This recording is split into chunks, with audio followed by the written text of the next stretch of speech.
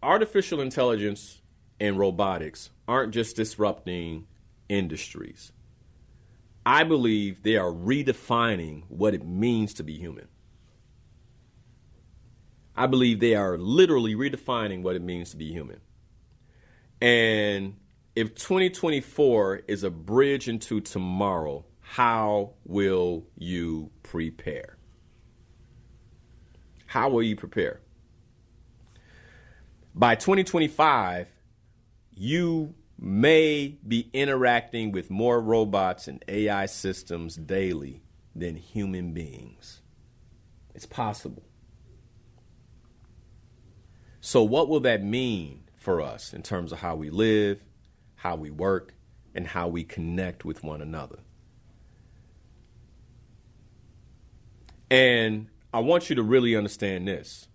Your value in the age of artificial intelligence and robots is no longer in what you do. This is why purpose is so powerful. This is why purpose has to be your identity, because what you do can be taken from you now. Your employer may no longer need you to do it.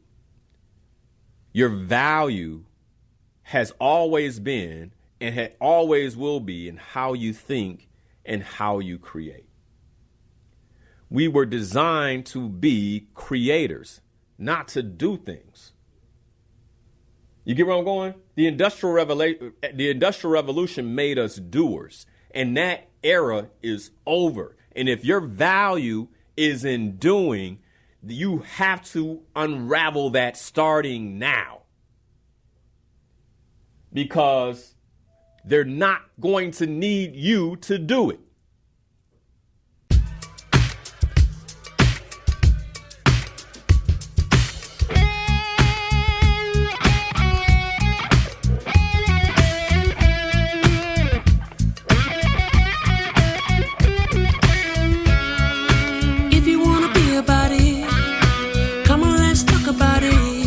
Change up the things you see.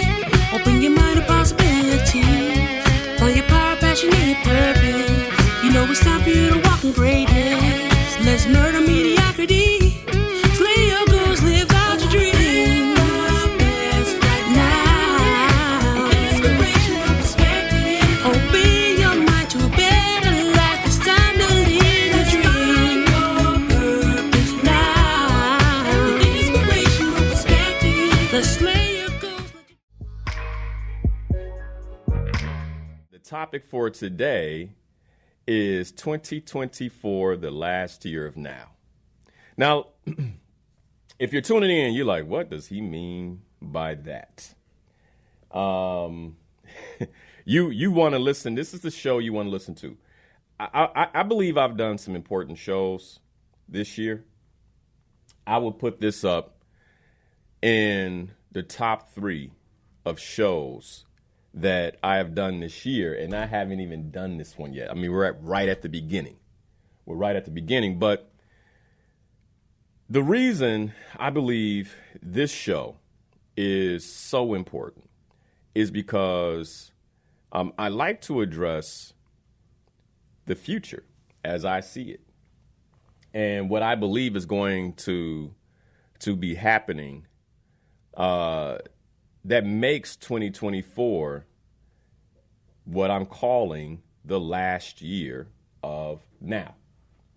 And so I just want you to get presence to something real quick, because I think sometimes we move so fast that we don't necessarily realize the lives we created, the current experience that we have right now.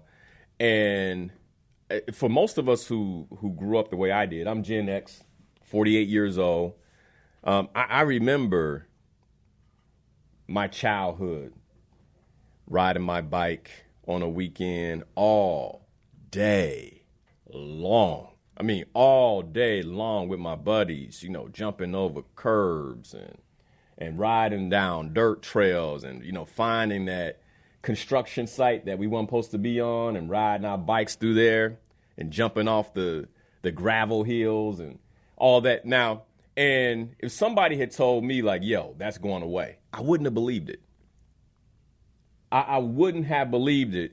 But now you can pass up construction sites all over the city of Chicago, and no matter where you live, on a weekend, on a beautiful day, it's cold today, but you know, in the middle of the summer, on a beautiful day, and there are no children. Like, the police don't have to patrol those areas to make sure that children aren't infiltrating the construction site to ride their bikes like we used to. They don't have to do that. That's gone. And the reason it's gone is because when I was born in 1976. So when I was a child, it was the 80s. And what we didn't know, we were at the end of an era. And in 1990, the information age started. And with the beginning of the information age, the era I grew up in left. And there were implications for that. Now, the implications aren't as large as what I'm going to be talking about today. But I'm just trying to put, for those of you who are listening in your minds, the importance of today's show. Because while we don't see children riding bikes through construction sites anymore, I believe what we're going to see in the future, as soon as 2025, will blow many of our minds. I believe it will blow your mind. And if you're not prepared for it mentally, emotionally, financially, it will catch you off guard. It will catch you off guard. And you all know that part of my purpose here is to support the listeners with being prepared for what's next. And so this is one of those shows that I believe is one of the most important shows that I'll do this year. Okay, so I have never, in the history of being a coach and in the history of being on the air, I have never told my audience what goal to set before. I have never done this. I have never ever said, you must do something.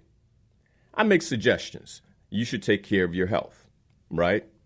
And I probably should have said you must years ago. I probably should have, actually said you absolutely must have a health goal. I probably should have, now that I think about it. But, we're human beings and we have volition and will. And I respect that. And so I've never come on my show and told you what you got to do. You must. I've never done that. That has to change now. That has to change. I would not be of service to you if I came at you like what I'm going to talk about today is optional.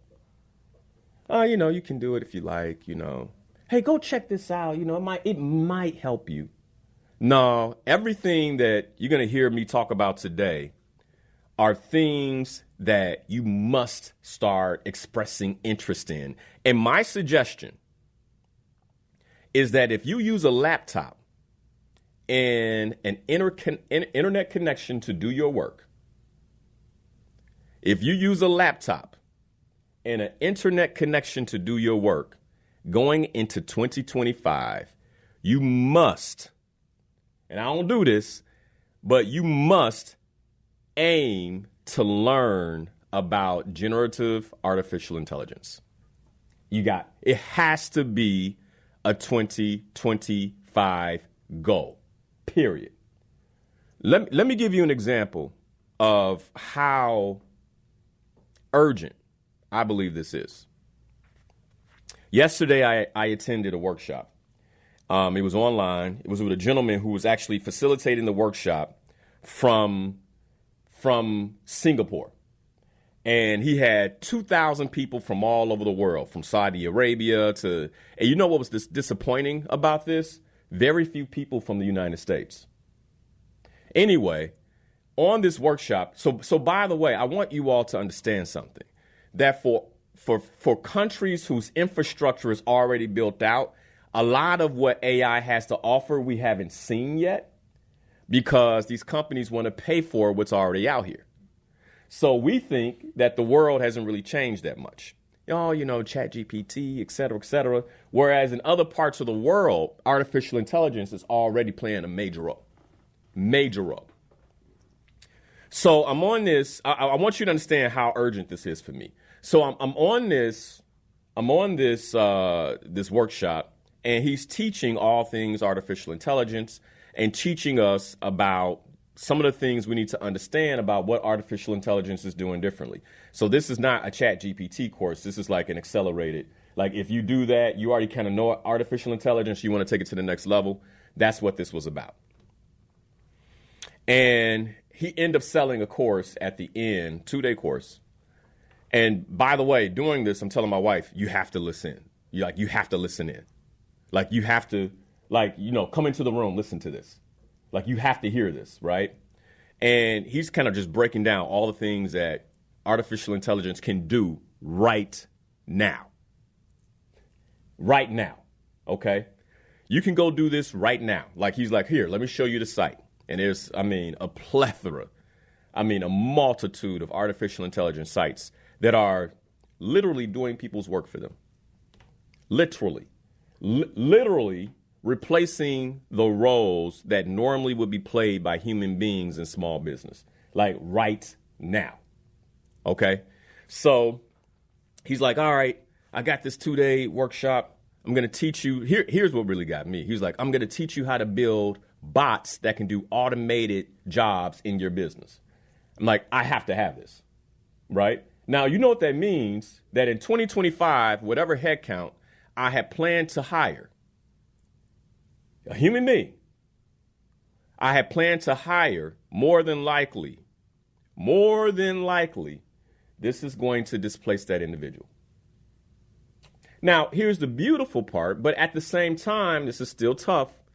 This now gives me the opportunity to likely grow my revenue and hire, more people over an extended amount of time, much faster than I would have. And at the same time, the worker or the labor that I may have needed, I won't need anymore. And he offered the course at $1,000. I was like, bet. I didn't have to think about it, right? Because I'm gonna make that money back. You get where I'm going? I'm gonna make that money back within a matter of weeks after taking the course. So I'm not worried about that. Bet. And then he was like, but for the first 10 people, I'll give it to you for $400. What? You didn't even have to say that. I'm gonna be one of the first 10. I was number 8. You get wrong, or number 9, something like that. But I'm gonna be one of the first 10. Boom, signed up for it, done. Then he said, he had a little calendar in there. He's like, you could take it sometime in December, or you can take it in January. I want you to understand the urgency. I was like, I don't have time to wait for January. I don't have time. I don't know what would have changed in a month. I need to take this as soon as possible. You offer it in December, I'll be there in December. This is how important this conversation is. So you might say, man, Linnell, you make me feeling anxious. Good. And I'm not one to say that. But I know that if you feel anxious, it's going to drive action. It's going to drive a need for clarity. And that's what I want you to have. Okay. Going into 2025, you must aim to learn generative artificial intelligence and become proficient. I would like to say highly proficient. And if you're older and you're like, I still don't understand a computer, I'm saying now is the time. Sign up for the Chicago Urban League's computer course. Now it's like you gotta get involved. And I've been saying this for years. Now I'm saying you just got to. You must. Okay? Being okay going into 2025 won't be good enough. You're going to get passed up. There were 2,000 people on that workshop. And we live in a global society. So if you're matching yourself with other business owners in Chicago, you're not thinking about this the right way. Because AI, if the world is already global in terms of how we do business, AI is about to speed that up. The way I was looking at it is the brother that's teaching the course in Singapore. I'm like, man, I'm so far behind him. And I'm not even in his industry, and it matters. It matters because he might be teaching someone who does the work that I do. I can't allow that.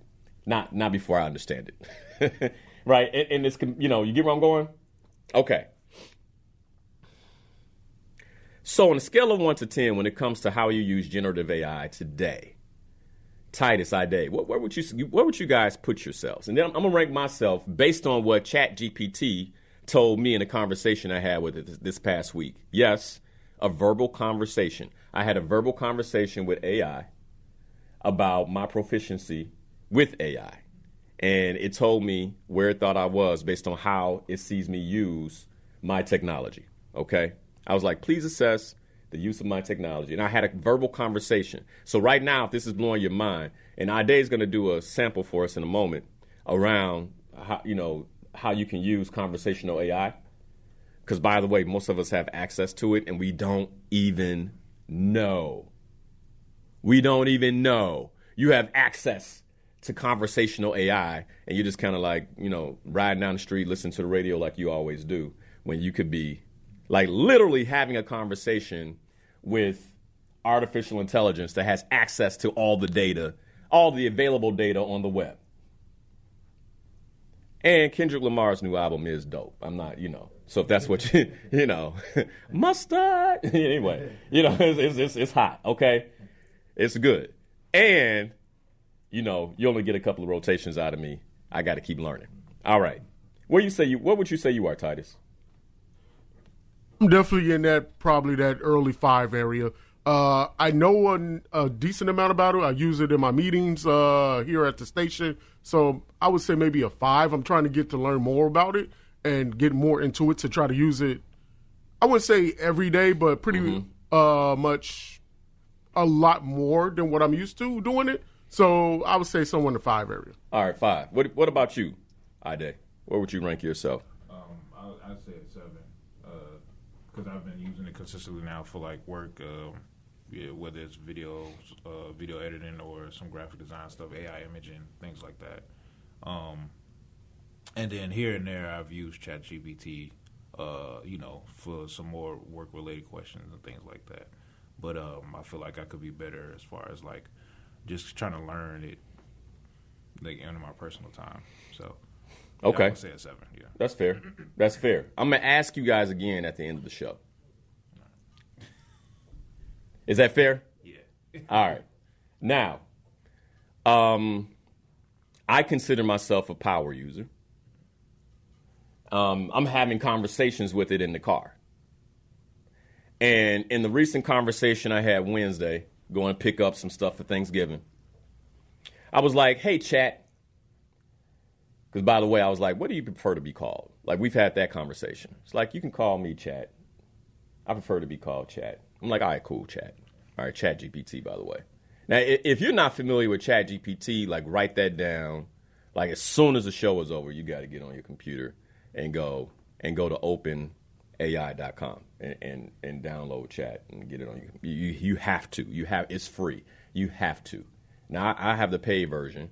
But you have to at least be working with the 3.5 free version, okay? Okay, now, I asked Chat, I said, hey, based on everything that you know about me, based on the work that I do, because, by the way, you can actually update Chat's memory in your computer about you. So it can basically tell me about me, right? And you'd be surprised if you're like, ooh, I'm not going to do that. If you're already using it, if you're already a user, it already knows about you. It's already made some deductions about you, so you might want to ask. Because then it's better for it to have good information than bad information, because it's doing work for you. Anyway, so it's fairly educated. As a matter of fact, about a month ago, I asked Chat, hey, tell me all about me. The only thing it didn't know was that I was married. And I was like, oh, okay, well, I'm married. And it was like, okay. Yeah, my wife's name is Pam. All right. It's like, cool. All right. Anyway, but it knew I had children and knew where I lived, all that. So I was asking Chat, how proficient am I at AI based on how you see me use it? And it told me I was a 3. It's like, you're about a 3 on a scale of 1 to 10. Now, I was shocked. I mean, I wanted to be a 7 or an 8. And I said, well, what am I missing? And it started naming all the things that I'm not doing. And I'm like, make a list of that. This is what I told it, right, in the conversation. Make a list of that. Then I asked Chat, I said, how long would it take me to become proficient to what you believe would be a 9 or a 10? And then what it told me next was, it would take you 3 months of dedicated learning. 3 months of dedicated learning for you to become proficient with artificial intelligence as it is designed and available today. And that's difficult to say because you would have to be dedicated daily to this learning and willing to practice what you learn and implement what you learn so you can build on your knowledge. And it went on to say that I'm afraid that even after 3 months of this hard work, you likely would not be a 10. And the reason you wouldn't be a 10 is because in the 3 months while you were studying everything about artificial intelligence that was available, more would have happened. Which means that even after 3 months of trying to become proficient, you will still be behind. Now, somebody might be like, man, Linnell, that's bad. That sucks for you. I'm better than that. Listen to the show, because when you begin to understand my knowledge about AI, I'm not an AI pro. I'm not Sam Altman or anybody like that, right? This is not what I do for a living. But what I'm most concerned with is how do I use it to really move my business forward, move my life forward, etc. All right, those are the things that I'm concerned with. Okay, so there are times in history that I believe are monumental. And I'm gonna come back to you guys in a minute, and you're gonna learn in today's show why I'm a 3. Okay, you might, well, if you're a 3, why are you talking to us? Because if I'm a 3, I'm scared for y'all. I'm scared for y'all. And by the way, I'm actively working to at least get to 5 or 6. There are times in history that are monumental. And, humans, we've been on the planet for, thousands and thousands of years. Some people would say millions, but I need more proof. But, and not the radioactive dating that's error. That's flawed. But we're not going to get into that. But we've been here for a long time. And in this history, there are times that there have been notable changes. And these are marked by what are called eras. All right. For instance, human beings' ability to work with stone. That's an era, the Stone Age. We started making weapons and things like that. And I don't have time to go into all of it, but y'all know what happened in the Stone Age. Some notable. Then we had the Iron and Bronze Age, and agriculture got started, and all these different things began to happen. Our weapons were updated from stone arrows to now, metal arrows, and now we can put little poisons on the tips and all kinds of things. So warfare went to another level. How we interacted went to another level. In fact, during the Bronze Age is when coins were introduced, right? And think about where we are now with Bitcoin, and that was the beginning of bronze coins and, things like that. Then from there, we went into the Middle Ages, and the Middle Ages, what's notable about that was the manipulation of black powder, otherwise known as gunpowder.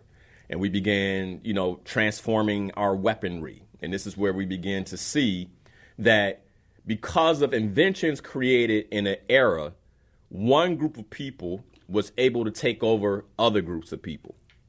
And this is important, because now we're not so much into the violent part of it, but we are into the dominating part of it, right? We will dominate your economy. We will put sanctions on you. I'm going somewhere with this because artificial intelligence is going to make this so much easier. All right. So after the Middle Ages, then we went into the Industrial Revolution. And this is where we went literally from horses to cars.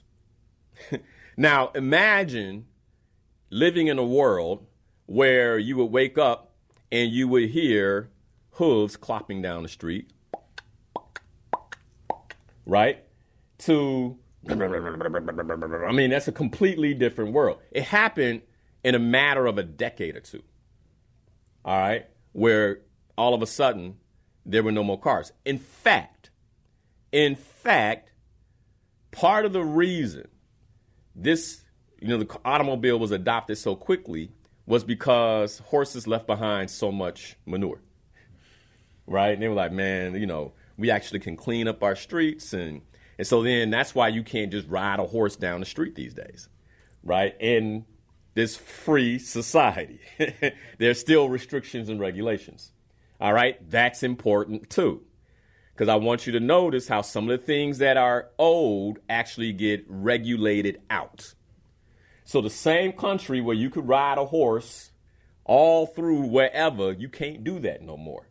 You are required, if you're going to travel in some type of way, to do it by car, automobile, or plane. All right, and if you're going to take a horse, it's going to be tough because some streets you just can't go down. Wrap your mind around that. Because if you think, oh, man, I'm not going to do this, then it's not that you're going to be left behind. It's that you're going to be stuck. You're just going to be stuck in place. So then we go out of the Industrial Revolution in the 80s into the information age of the 90s. And this was the advent of the internet. And there were some implications. There were some implications that took place with that. Because, Kodak, y'all remember them? Kodak, and by the way, I'm sharing some of these examples because I really want you to understand. If you're having a hard time grasping this and you're like, you're making a big deal about it, Kodak said the same thing about the digital camera.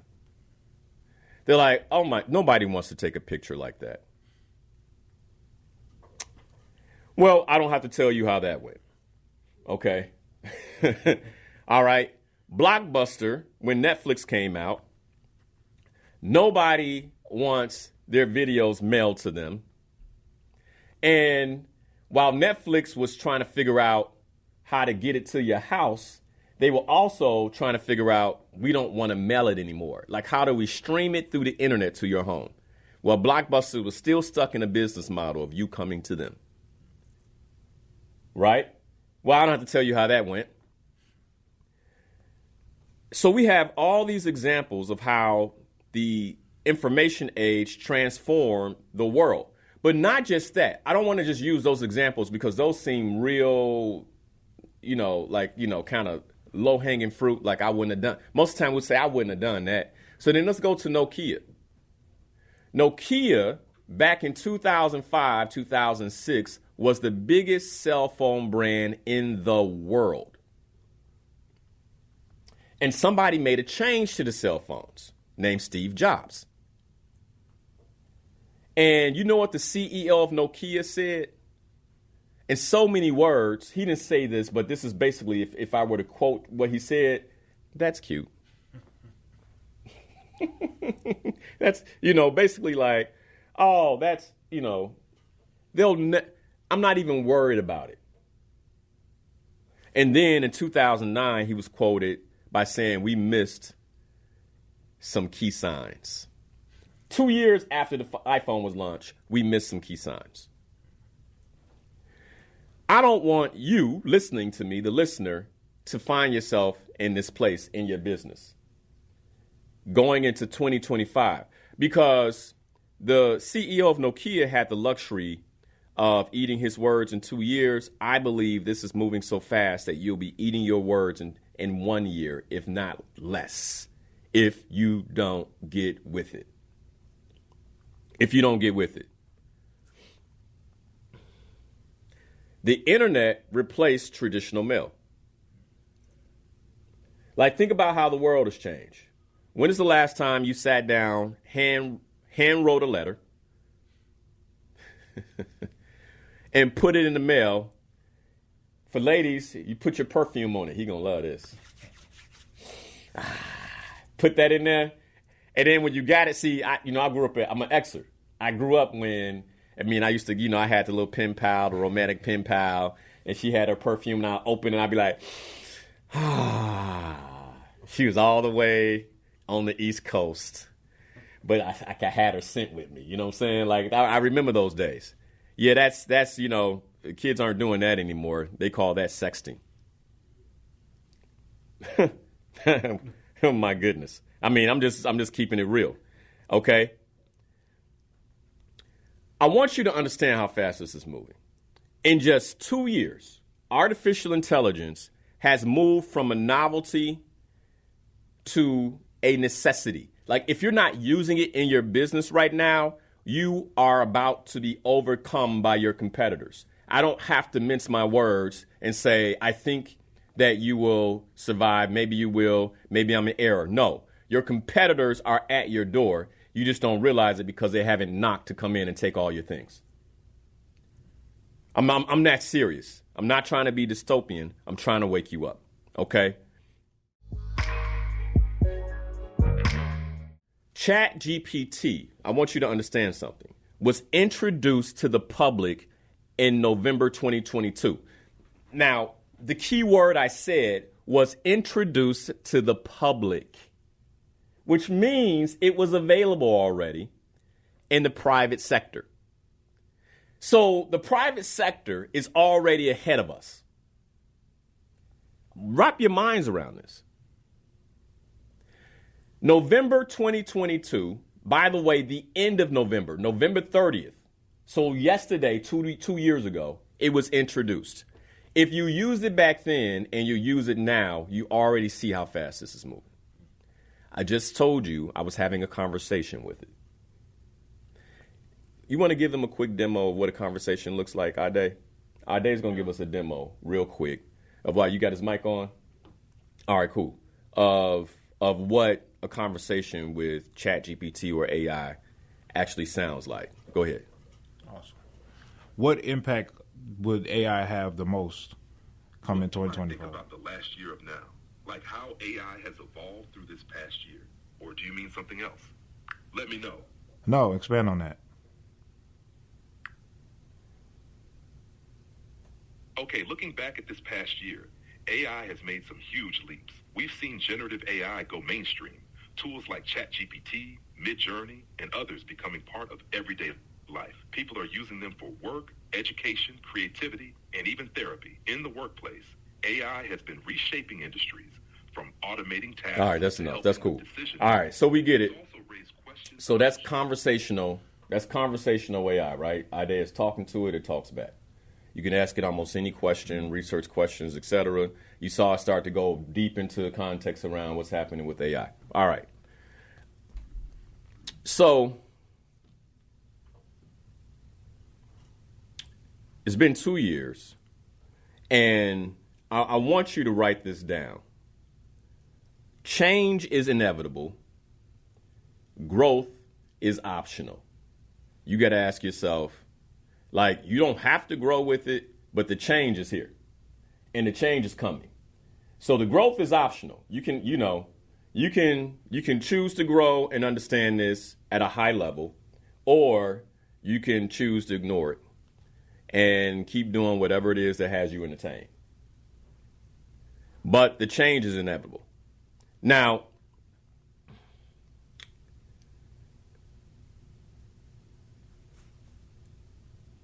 let's talk about some of the key, well, I don't have time to. So when we come back from the break, I'm going to talk about some of the key enhancements coming in 2025. You do not want to miss the next hour. Like, you don't want to miss the next hour. Because I think some of us think we know, but unless you've really been keeping your ear to the ground on this, like, the world is about to change. 2025 will look visibly different. In the next hour, I'm going to explain to you why and how. But 2025 will look visibly different around the world. And there's only one caveat. The only reason it may not look different in your neighborhood is because of regulations. That's it. It's not because it's not possible, but because if you happen to live in a blue state, there might be more regulations on this, protecting jobs and things like that, where you won't see it as quickly. I'm not saying you won't see it. You won't see it as quickly because you best believe the pressure to adopt, even at the state level because of revenue and tax revenue, is going to be tremendous in the next 2 years. It's going to be, when they see what the neighboring states are doing in terms of tax revenue, you can guarantee a state like Illinois is going to be like, okay to autonomous cars. Okay. And the list goes on to what we will see happen differently right in our own neighborhoods, right in our own backyards. Okay. So I want to talk about that going into the next hour. Are you prepared to adapt? Like, are you really prepared to adapt? Or are you clinging to what's comfortable? And I want to say this. I firmly believe that people who have adapted the ability to set goals are going to they're going to have an advantage here. Because now the goals matter. Like my ability to say, oh, this is going to happen right now is because of this structure I've built in my life around goal setting. So I can say 2025, I need to learn more about AI. I know exactly what to do from a goal setting perspective to make sure I can meet the challenges of tomorrow. I started on the radio in 2013. And the year 2013, one of the things I talked a lot about was my fear for this community in terms of what technology was doing and how fast it was moving. All right, this was 11 years ago. It's 11 years ago. And back then, I used to ask you all just to adapt to social media. Like, hey, just get on, figure it out. Because there's a certain competence that's necessary to navigate these tools. Social media prepared us for the competence necessary to navigate these tools. And by the way, many people were resistant to it. Most of you have already adapted. Maybe a late adapter, but you may have been resistant to it at first. I'm not putting myself out there, blah, blah, blah. I don't want to be, whatever it may be, you're like, I'm not going to do that. Then eventually you did. This is not going to be as forgiving. It will not be as forgiving. If you do not adapt as quickly as possible so that way, as things change, you can keep up, this is one of those technologies that will leave you behind.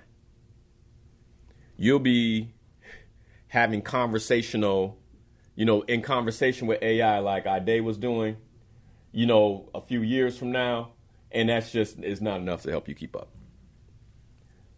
Because, Ade and I will be creating bots and, we'll have all types of automated task bots on our computers, on our phones, doing things for us that otherwise would be done by people or other processes. The world is changing. 2024, I believe, is the last year of now. Take it in, go outside, take in a deep breath, look around. The world won't look like this in 2025. Here are some of the key advancements that are coming in 2025. And before I go into these, I want you to just, keep this in mind. Every invention changes the world twice. The first way it changes things is how you see it. And then how you live it. And so I want you to, as I'm saying these things, I want you to keep that in mind. Every invention changes the world twice. First in how you see it, second in how you experience and live it. It changes the world twice. Just because you see something, right? You're like, oh, that's different. That's an experience. That's like, but then when you're actually experiencing the benefits of that, that's a whole nother level. And so as I go through these, keep this in mind. Keep this in mind. Because if your competitors get a jump on you, I'm thinking about some of my clients, like some of the Slayer Goals members in the businesses they have. If your competitors get a jump on you, like, I just don't know, man.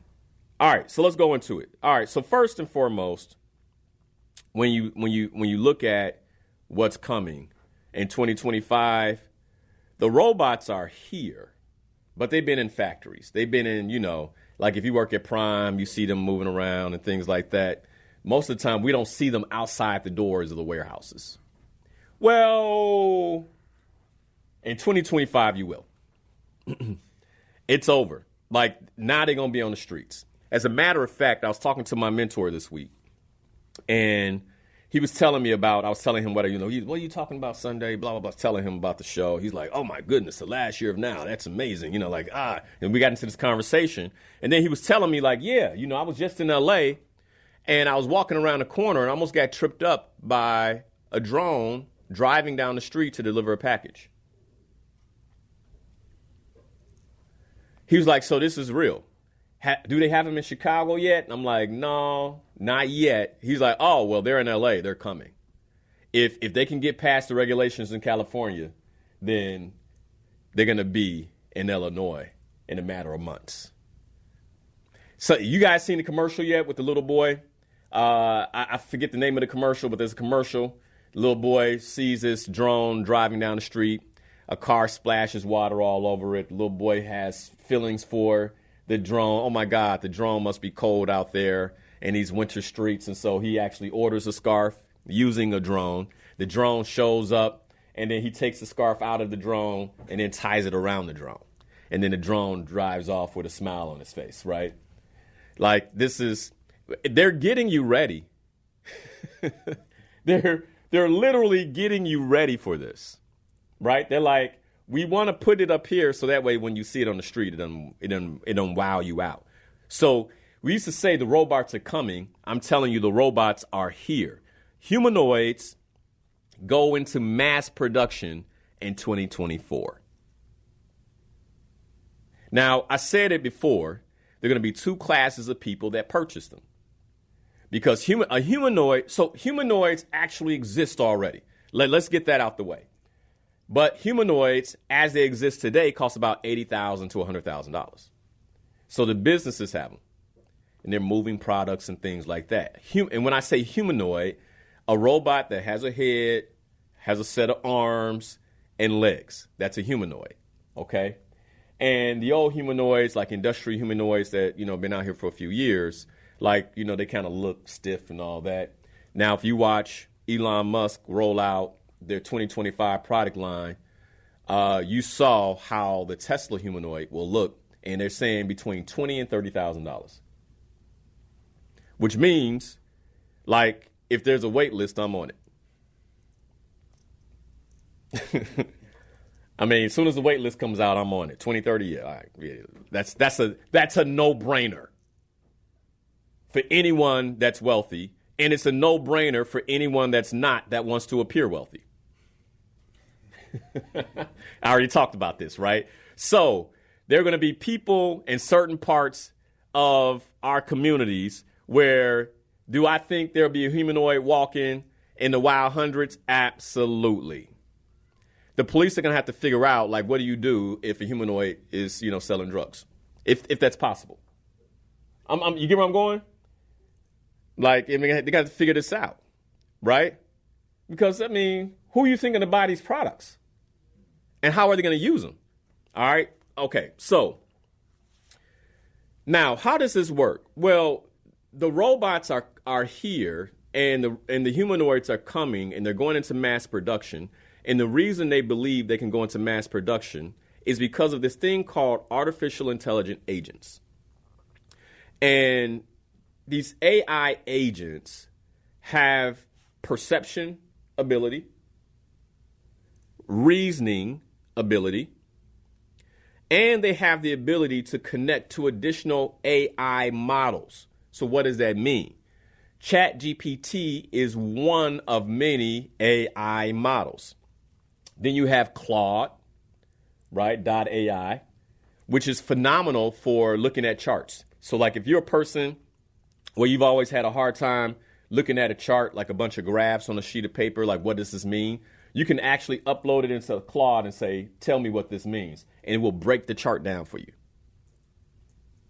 So that's another AI model, right? So think of a humanoid that now has the ability to connect to multiple AI models and do work and reason based on all these different AI models at one time.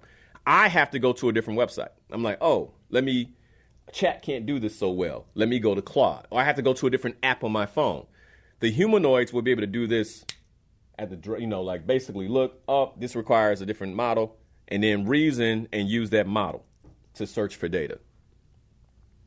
And that's the other thing. They'll be constantly searching for data. So think of it this way, that the only thing that's missing right now is the ability to fully onboard them into human society, train them on exactly what humans need, and then put guardrails up so they can't sell drugs and stuff like that, right? I'm serious. That's all that's missing right now because the AI agents are already here. And they're working on doing that in what is called an omniverse. This is where humanoids will receive their training, and think of the omniverse as a digital universe where they get uploaded the software that trains them on how to move in the physical world. Remember I said we're no longer in a three-dimensional world? There are 4 dimensions, and the 4th dimension is the digital realm. And these humanoids will operate from the digital realm. So think of like we as human beings, we get our power from the spirit, right? This is what makes us different and distinct.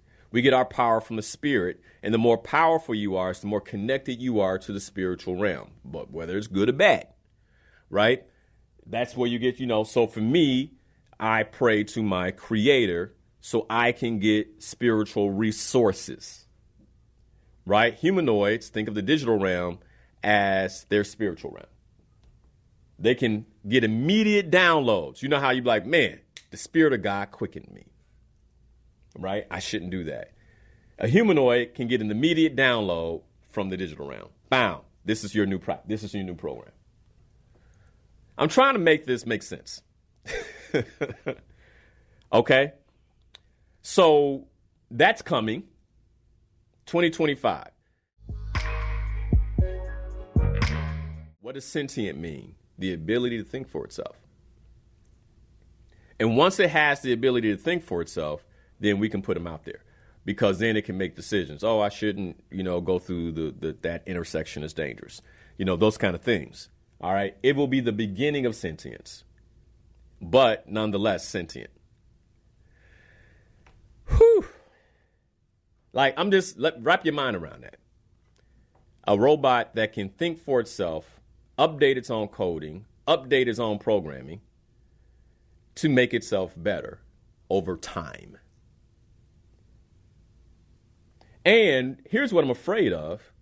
We can do that, but many of us, we choose comfort over the update.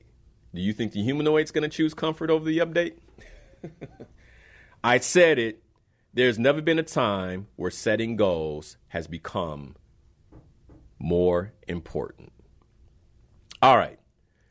So that's one thing you're going to visibly see in 2025. All right. On your streets. Now, the next thing is autonomous vehicles. Now, they're already here.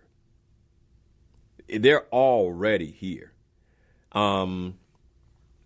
Look up a company called Waymo. W-A-Y-M-O. Waymo.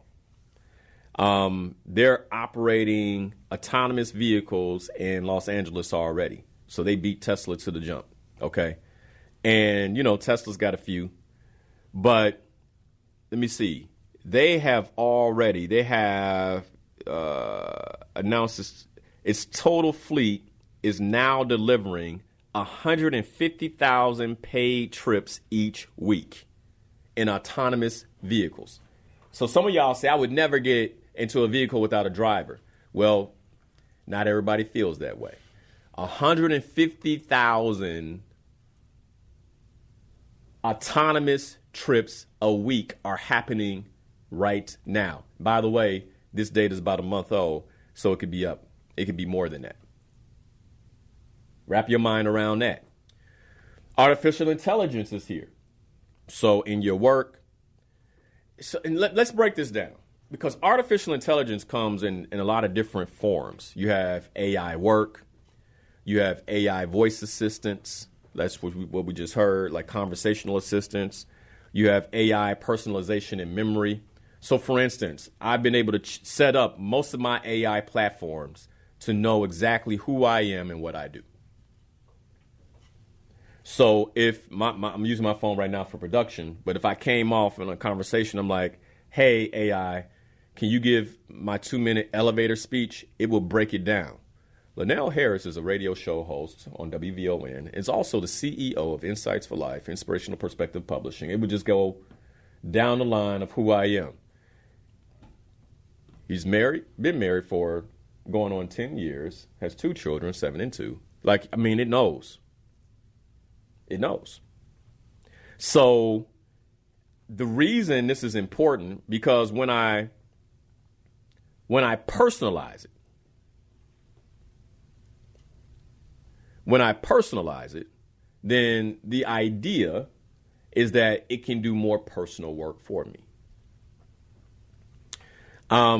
Artificial intelligence, learning, and education. Like, now you already know that my children, yesterday when I was talking to Ide, we were talking about the show, and we were going through conversational AI.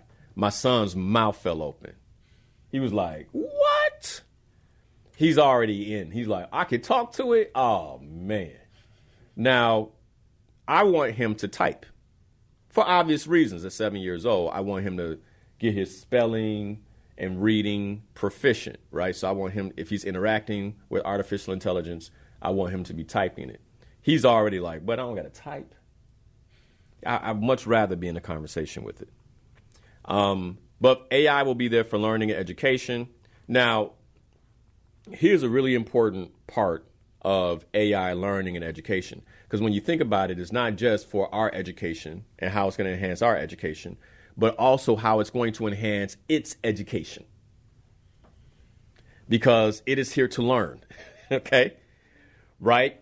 And so what's happening now, like for those of you who use a paid version of ChatGPT, the reason it's so much better is because what got introduced to AI recently was what they call inference time reasoning.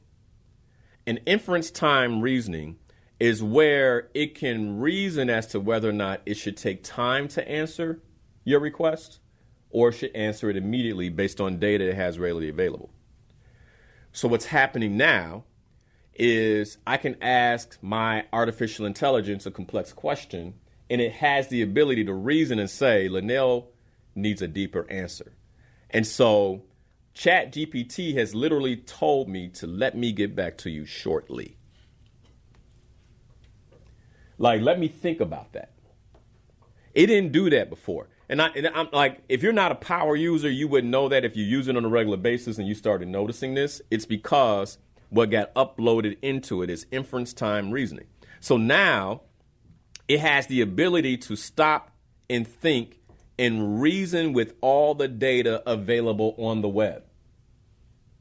Wrap your mind around that one. I can't do that. You know how long it would take me to go through all the data on the web for a particular research project? And now I have this kind of leverage. And inference time reasoning gives AI the ability to plan. Why you take a deep breath, man? Why did you take a deep breath, Ade? Like, what's on your mind? Turn on his mic. Like, why'd you take a deep breath? Because you said the ability to plan, and I was thinking about, them becoming sentient so they could make up their own plans. It can make up its own plans. Yeah. So that one of the guardrails has to be that you serve your human. You get where I'm going? Like, you plan for your human. But then comes the question that I was in a debate about a month or so ago when I was traveling at a conference as to whether or not humanoids should have rights. Wrap your mind around that. Because then if it has rights, maybe they can begin to appeal to say we should have the right to plan. Anyway, that's not 2025. but it's coming. Believe that conversation is coming. Because we were in an actual debate about humanoid rights, an actual debate about it. So the other artificial intelligence that has shifted is autonomous expansion. Now, wrap your mind around this. What does autonomous expansion mean? Well, when you say autonomous, right, what does autonomous mean? Autonomous means like the ability, well, let's actually get the definition. I really want you all to get this, man, because this is available. Autonomous expansion is available right now. All right, so here's the definition of autonomous. Having the freedom to govern itself and control its own affairs. Artificial intelligence, autonomous expansion. So what is now available for artificial intelligence is the ability for it to govern itself and control its own affairs within the parameters of the software that it's given, right? But this is not what's coming. This is what is. Now you all understand why artificial intelligence told me, ChatGPT told me I was a 3? Is this making sense? Okay. Here's the other piece. For those of you who have customer service roles, customer service artificial intelligence is better than it's ever been. Like so that you all understand what I mean by this, like I am literally, Ide and team knows this, working on cloning myself so that you can actually ask me questions as a coach for a paid subscription, or you can just go to the website and talk to our bots for customer service. Like regular questions, like there's no reason to call the company.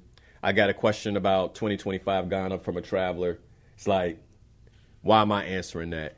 All that would be done by customer service bots in 2025 in my company. Like these are 2025 goals for us because it's basic and it's inexpensive. It's really all you have to do is know. Like and the problem for most of us is we don't know. So we're not moving. And our competitors are. Okay. Here's the other thing to keep in mind. AI is being governed and funded by 4 or 5 big tech companies. So Microsoft, Google, Tesla, NVIDIA. They're all in a race.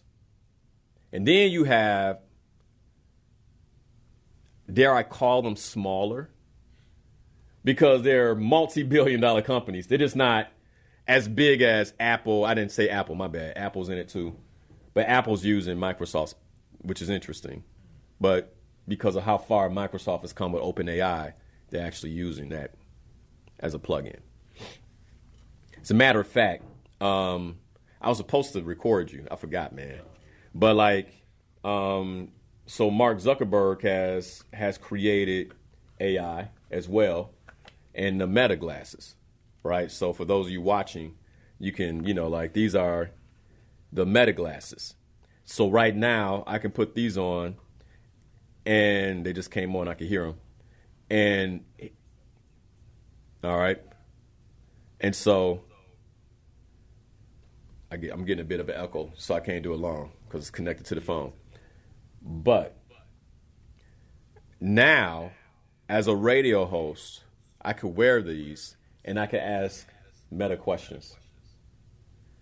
So I can get my answers right into my ear through the glasses.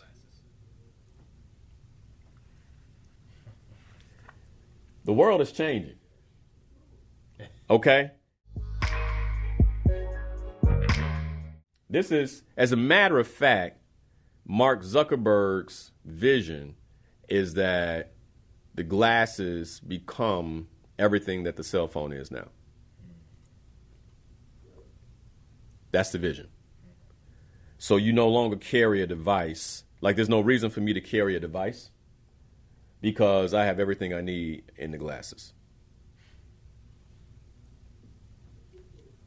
So I can hear, I can see in the future what I need to see on the screen, potentially maybe even be able to move it, with my hands. That's where the world is going. This is not like, I got the glasses on right now, if you're on the radio. You get where I'm going? All right. Like, this is right now. This is right now technology. Okay. The cool thing about the glasses is many of you probably saw the light in the camera, and so you know when someone's recording. And they did that for privacy, which is a whole nother thing we haven't talked about yet. All right. So AI, autonomous expansion, customer service, AI is being governed and funded by these 4 to 5 companies. And then you have these other billion-dollar companies like U.com. I was listening to the CEO of U.com, which is another AI platform, and he was just talking about the advancements they're making, right? And they're all competing to move AI as fast as possible. And it's again, we've had it in the public and where we're interacting with it for just 2 years. And think about if you were on ChatGPT 3.5 earlier this year, think about how big of a difference 4.0 has. You can only imagine what 5.0 will bring in 2025. Okay. Chatbots. By the way, most dating apps use chatbots to keep the men involved. Oh, did you? So let's get into, because one of the things we're going to talk about is like the difficulty of actually navigating reality. Okay. Now, what do I mean by that? Right now, there's a social media influencer out of Spain that has 230 or 270,000 followers. That is an artificial intelligence bot. It's a female. Yeah. And people are having a hard time distinguishing, like, this is an influencer. This influencer has more followers than I have, and it's not a human. This is artificial intelligence. So what makes you think that all those little, quips and little, oh, that's a cute picture on your dating app is really somebody? Like, that bot can go back and forth with you all night long. And it's programmed to be a woman. So it's going to say all the right things. Most social media comments nowadays that create arguments are bots. So, like, if you're all like into like what you say, that's stupid. Like, you might not even be talking to a human being. Like, that's just a bot that's been programmed to go back and forth with you to keep the engagement for that post high. Like, if understanding what I know, if I wanted to really take it to the next level, I would just program bots to be a part of the show and to start poking at my listeners to drive the engagement up in the comments, to drive the engagement on Facebook Live. Is this making sense? Okay, that's what's happening, guys. Now, that's not who I am, so that's not something I would do. But best believe if all that matters is fame and followers, like, people are doing this already. Okay. So this idea of privacy that you have, it's time to let it go.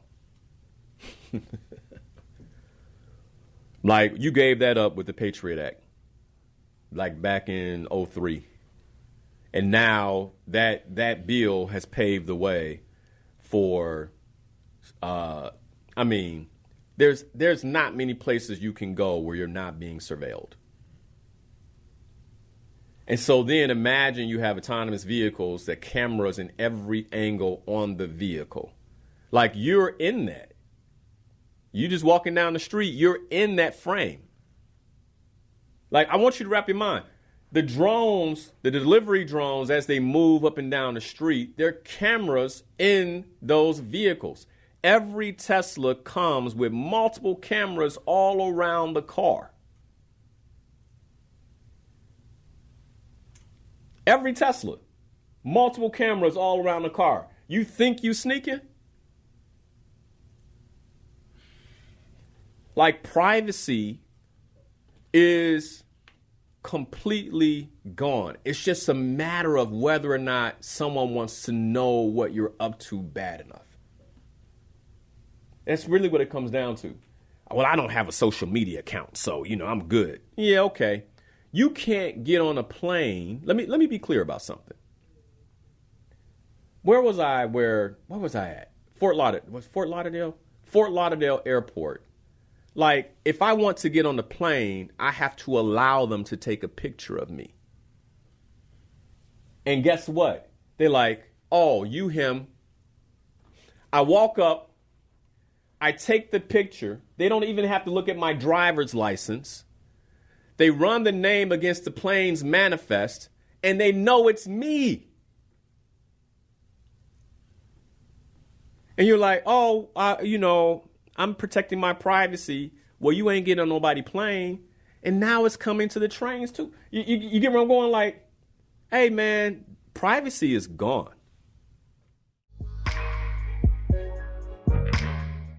So with all of this happening, the other thing we have to really watch for is digital addiction. Because our young people can literally, with the creation of the digital realm, they can literally shroud themselves in this new realm. And as they shroud themselves in this new realm, they will become addicted to it, which will create social isolation. Go look up the name when you get a chance, Tristan Harris, if you don't understand what I mean about digital addiction. The name Tristan Harris. There's an app right now called Character AI where you can literally download a friend. Right now, I can go create a mistress online and actually program her to hide herself from my wife. Like, a new level of digital addiction is coming. I hope we understand that. And I have found myself actually being humored in my conversations with AI. Like, I'll be driving, talking to AI, and I'll find myself humored by the conversation and asking myself, I wonder what chat thinks about this. As if it's a live entity. Like, this is something that will get confusing for our children. So then we're really coming down to the slight difference between the digital realm and reality, especially with virtual reality. So the big question we'll have to ask ourselves in 2025 is it real? That's going to be the big question. Seniors, my mature listeners, you have got to become aware of this technology. Why? Because if you don't understand it, you will be manipulated out of your money because of how proficient artificial intelligence is. They can call and actually pose as the bank in ways that make it look so real.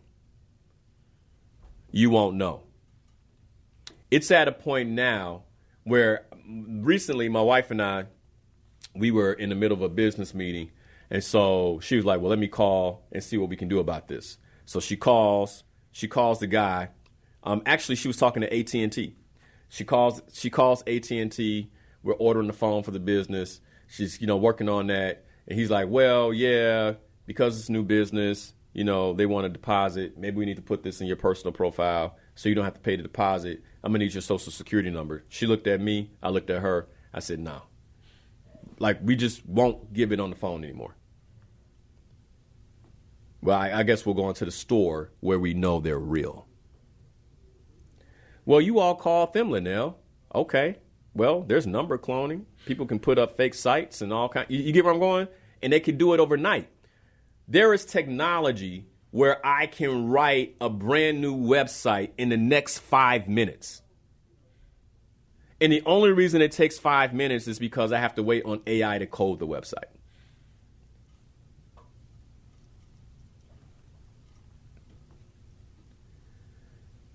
AI text to voice.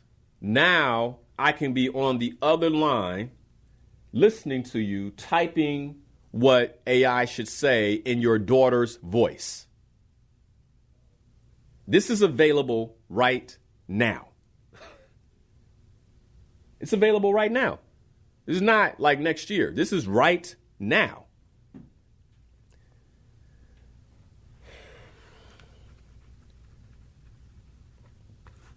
So here's my concern. And this is why I want us to become as proficient as we possibly can.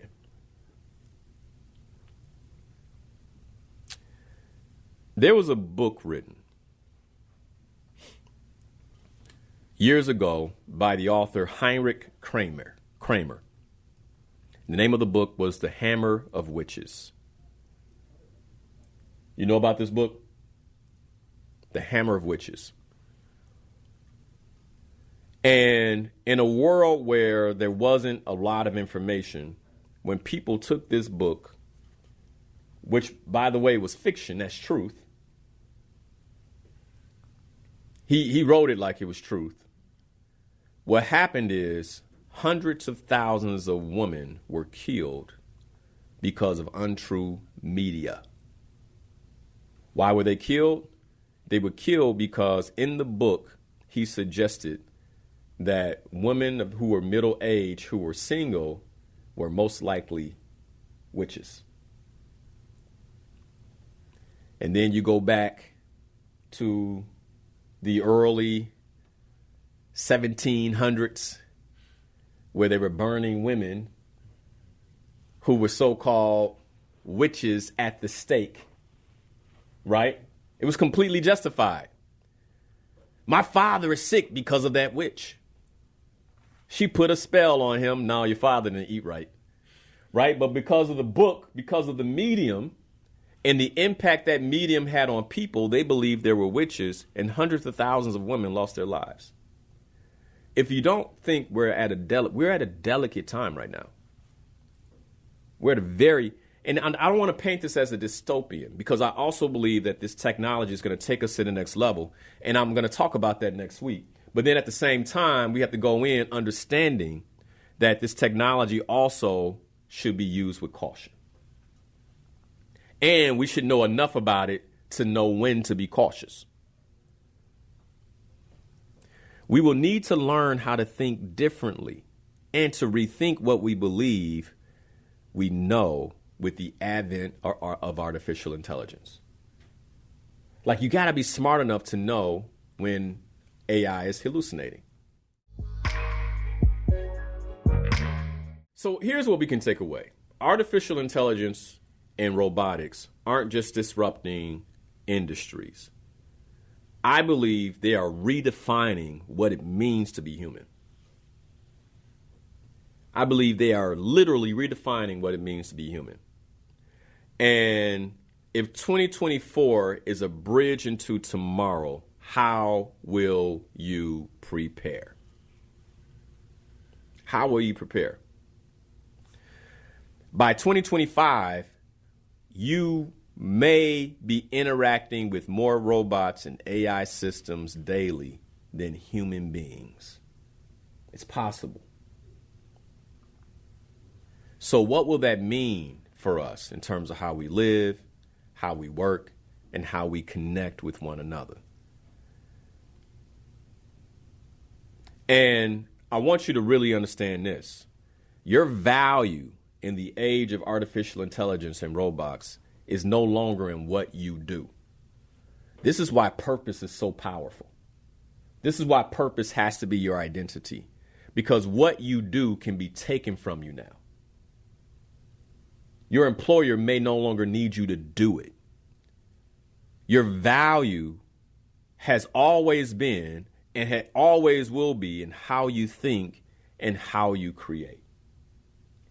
We were designed to be creators, not to do things. You get where I'm going? The Industrial Revolution made us doers, and that era is over. And if your value is in doing, you have to unravel that starting now. Because they're not going to need you to do it. How long is it before that coveted CTA driving role is a humanoid? Hey, people get mad. They've gotten mad at me when I talked about UPS a year ago. Right? They won the big contract last year. How long before the humanoids take those jobs? Our value can't be caught in doing. This is the time where we begin to set goals around our ability to think and create what's next. It has to be. This is why the conversation of UBI, Universal Basic Income, is starting to come up. Because they're like, you don't have to do anything. We'll just take care of you. You signing up for that? No, thank you. You don't have to take care of me. I don't want you taking care of me. No, thank you. That comes with all kinds of other things. You see how they tried to line you up in 2020, 2021? Told you what you had to do. If you're on UBI, guess what? You got to do it.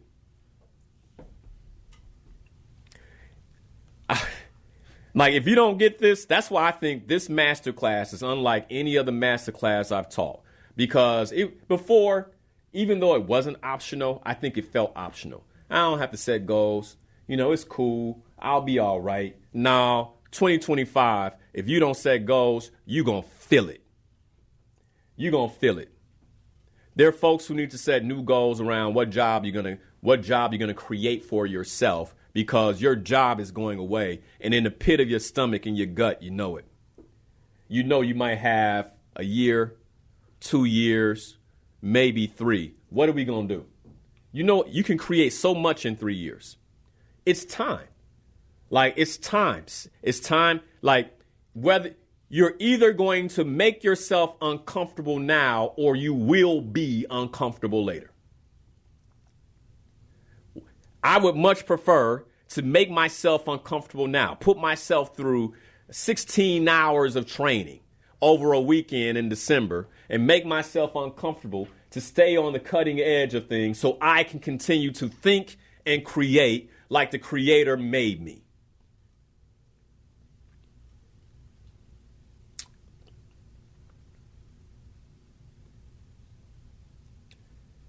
What's your vision? One of the things I talked about was how powerful vision is in anchoring us during uncertain times. We're moving into uncertain times. Like, none of us knows exactly how this is going to go. Even what I'm saying is the roadmap for 2025 and beyond can be completely different. I was listening to an interview by Sam Altman, who's the CEO of OpenAI that's funded by Microsoft. And he was saying, man, there's been so many times where we thought we had it right and we got it wrong on artificial intelligence. Nobody really knows. But what I can do is I can look at what's happening now in this technology and at a minimum say low-hanging fruit for 2025. Like, this is what we're up against. Your vision is not just about seeing the future. Your vision is about shaping it. How will you shape it for you and your family? And I'm looking forward to having you all at the masterclass. It's free. December 28th, Oak Park, Illinois, 10 a.m. You can go to slayyourgoals.com to get on the wait list for free so you can get your confirmation this week. But I'm hoping that we can get into a real conversation about how to create our lives in 2025. Like that's what we're going to be talking about. Like, how do you create your life moving forward in 2025, which is, I believe, the first year of tomorrow. Thank you for watching Inspirational Perspective. If you love this show and you want to see more content like this, you can go right here. And if you like this subject and you want to see much more content that we have available for you, just click the button here. As always, thanks for watching. Be sure to watch the show live, 7 a.m. every Sunday morning on WBON Radio, or you can catch it right here on YouTube or Facebook.com/Coach Liddell Harris. Be sure to hit that like button. If you haven't already, be sure to subscribe so we can get more content just like this to you.